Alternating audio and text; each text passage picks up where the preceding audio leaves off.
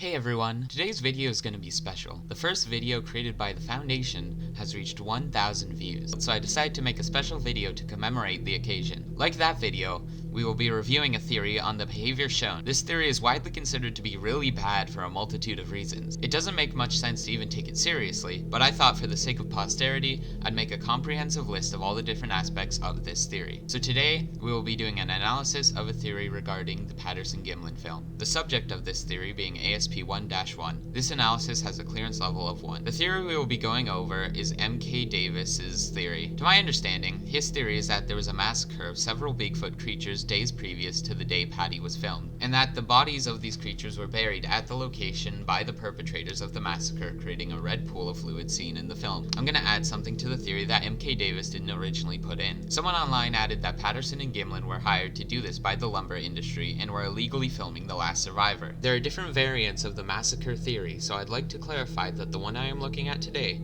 is specifically the one by M.K. Davis with only one thing added on. So here's what works with this theory. A multi-million-dollar lumber industry contract to get rid of a nuisance and keep it on the down low seems probable. Getting rid of Sasquatch like this doesn't seem strictly legal, so you'd want to keep it a secret. It might cost more to delay and invest in safety measures and even move their operations. If people found out about this danger, the entire industry may come to a halt. A lot is at stake. They would need someone to fix this so their operations can begin to run smoothly again, and they wouldn't want it to get out for the reasons listed above. Now here's the list of problems with this theory. In my research, I found a Reddit post that gives a decent summary of the majority of issues with this theory. This post was made by user Haukna Hunt. User God Pepe explained that the puddles of blood that Davis cites to back up his theory are easily explained by red shifting in older photographs. In the stills of the Patterson-Gimlin film that he uses, almost every object has a redder tint than in the original film, leading some to confuse the creek water with blood. Red shifting in older film occurs when two of the three color dye layers, these two being cyan and yellow,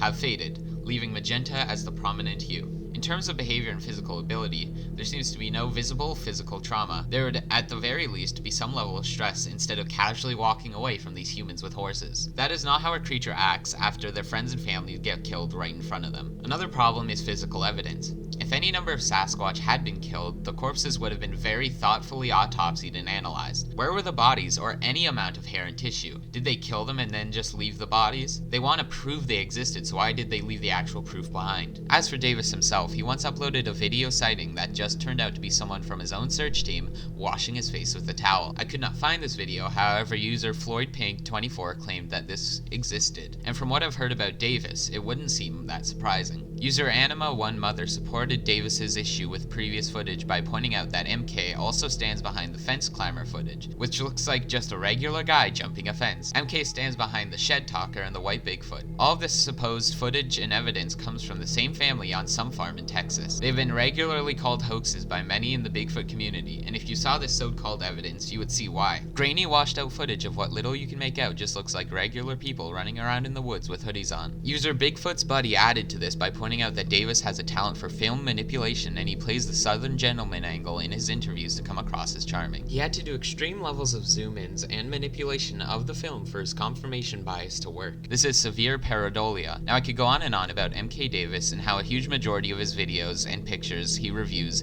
and posts are clearly fake and misidentifications, yet he says every single one of them is Bigfoot. He literally thinks everything he's sent is 100% proof of Bigfoot and doesn't look at any other options than it being Bigfoot. However, I feel I've given an extensive enough list of reasons not to believe his theory or Davis. I hope you enjoyed this special video. Comment your thoughts on it because I know that M.K. Davis is quite the hated figure, and I wanted to know if there were any actual counterpoints to these arguments. Thank you so much for watching. Goodbye.